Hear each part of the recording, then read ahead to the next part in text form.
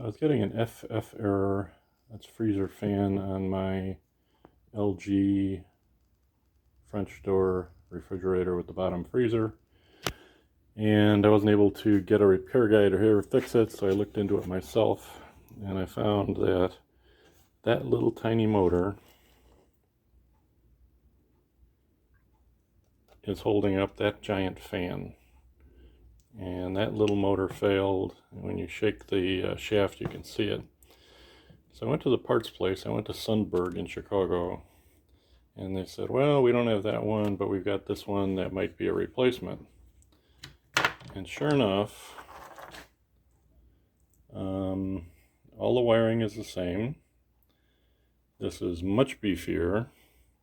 It's about 10 bucks more, and I suspect that will be a very good upgrade to my fan on my LG refrigerator.